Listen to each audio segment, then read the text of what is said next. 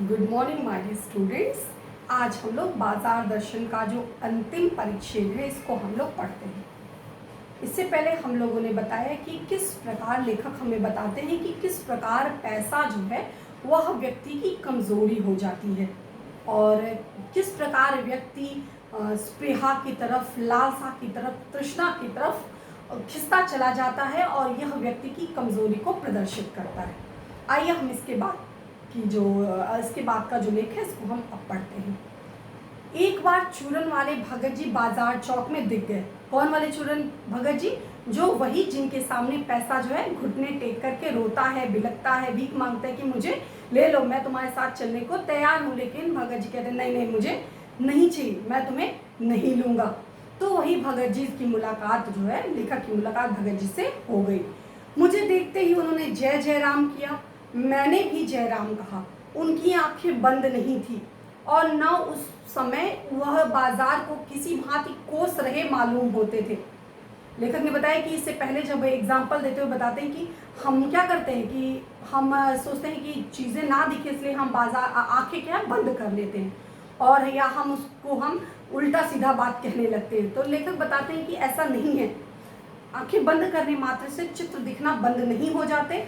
और जब मैं भगत जी से मिला तो भगत जी बड़े ही स्वस्थ स्वाभाविक रूप से, बड़े ही जिस तरह से आम जनता, आम व्यक्ति जाता है उसी तरह वह भी बाजार गए और उनकी आंखें पूरी तरह से खुली हुई थी और हर चीज़ को बड़े बारीकी से वो निहार रहे थे।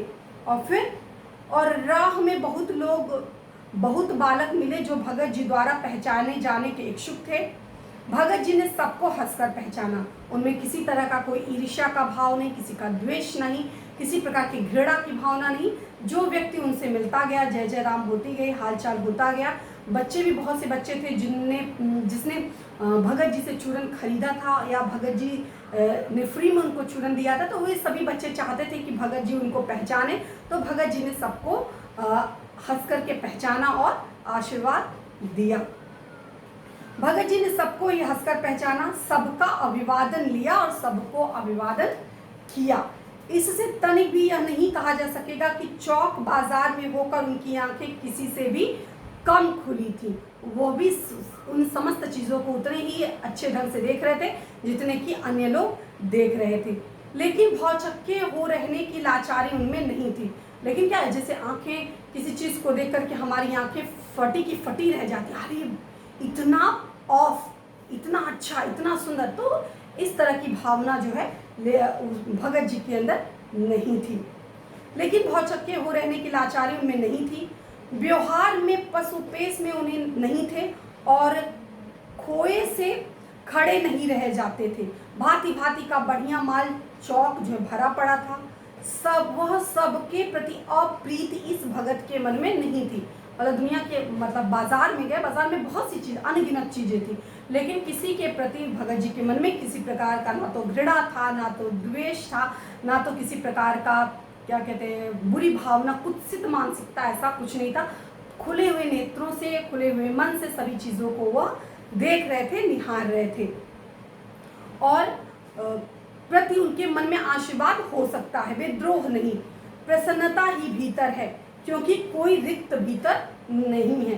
लेखक ने पहले ही बताया कि मन खाली नहीं होना चाहिए, क्योंकि मन खाली होगा तो आपके मन में और चाहिए की लालसा होगी। इसलिए मन बंद भी नहीं होना चाहिए, मन खाली भी नहीं होना चाहिए। आपको पता होना चाहिए आपको क्या चाहिए, क्या किस चीज़ की आपको दरकार है, इस बात का आपको ज्ञान होना चाहिए।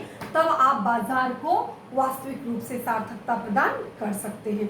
तो बाजार में जाते हैं भगत जी, खुली आंखों से देखते हैं, खुले मन से सभी चीज़ों को देखते हैं, सबको आशीर्वाद देते हैं। किसी तरह का कोई मन में कलुषता, किसी प्रकार की गंदगी, किसी तरह की मलिनता उनके हृदय के अंदर नहीं है और खुली आंखों से, तुष्ट मन से चौक बाजार में चलते रहते हैं। राह में बड़े बड़े फैंसी स्टोर पड़े रह जाते हैं।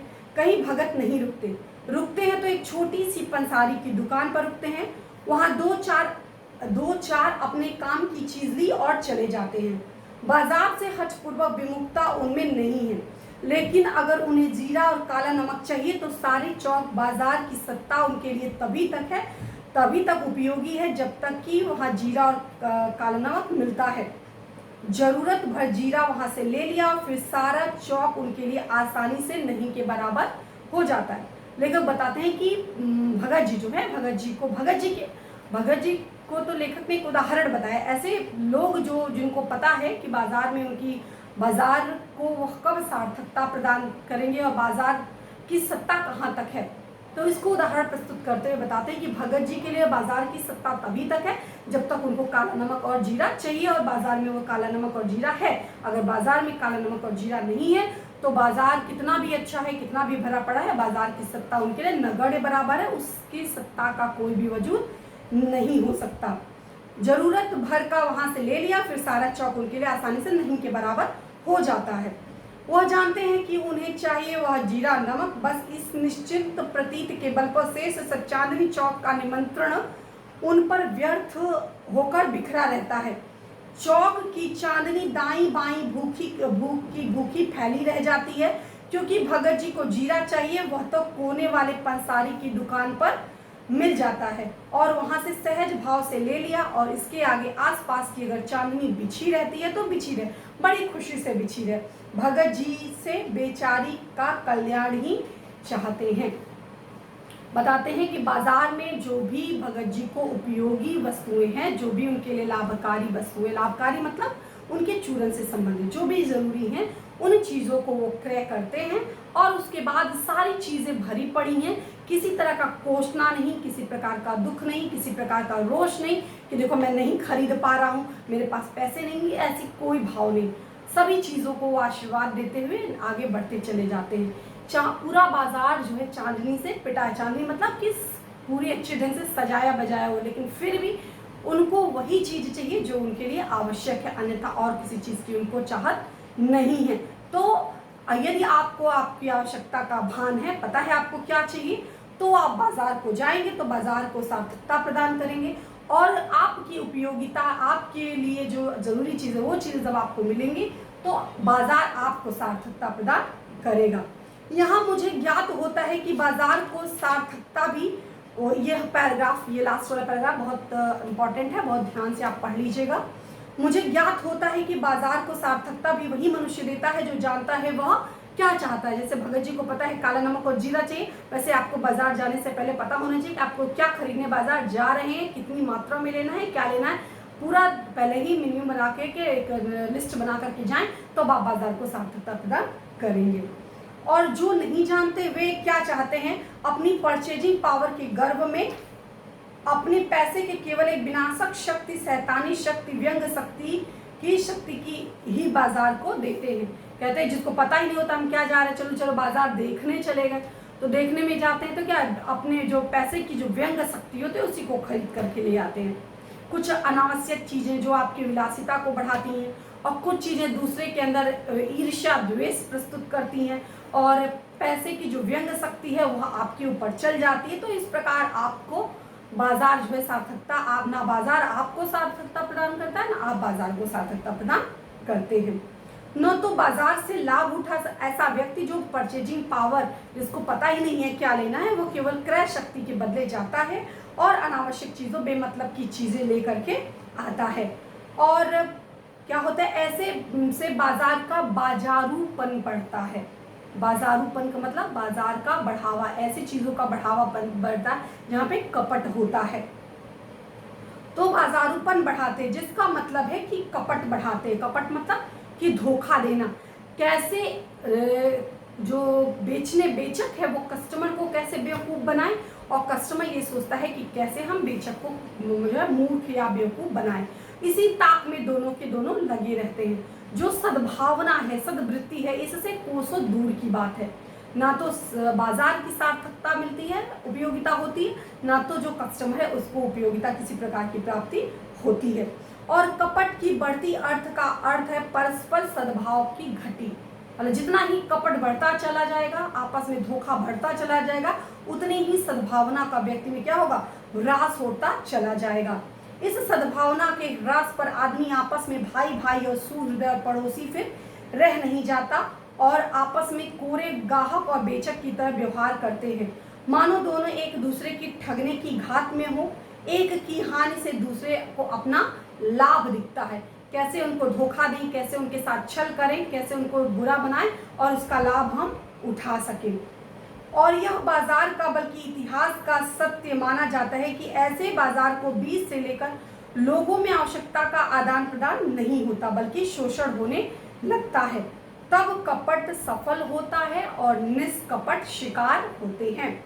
ऐसे बाजार मानवता के लिए विडंबना है और ऐसे बाजार का पोषण करता है जो उसका शास्त्र बना हुआ है। वह अर्थशास्त्र क्या है? सरासर औंधा है। औंधा मतलब मुंह के बल गिरा। ऐसा शास्त्र जो इस प्रकार कपट वाले बाजार को बढ़ावा देता हो, लोगों में द्वेष को बढ़ावा देता हो, लोगों में ईर्ष्या की भावना बढ़ावा देता हो, ऐसा अर्थशास्त्र क्या है? औंधे मुंह गिरा हुआ, मतलब उसका नैतिक पतन हो चुका है, उसका कोई एथिक जो होता है, उसका कोई वैल्यू जो होता है, वो सारी चीजें खत्म हो चुकी हैं। और यह क्या है? एक प्रकार का मायावी शास्त्र है, जादू है, और यह अर्थशास्त्र अनीति शास्त्र है। ऐसे बाजार को पोषण करने वाले, चाहे वो अर्थशास्त्र हो चाहे नीति, जो भी शास्त्र की संज्ञा दी जाती हो, वह क्या है? पूरी तरह से अनीति शास्त्र है। बाजार की या अर्थशास्त्र की उपयोगिता क्या है? कि लोगों की आवश्यकता को समझा जाए। बाजार की उत्पत्ति लोगों के लिए हुई है, ना कि लोगों को ठगने के लिए हुई है।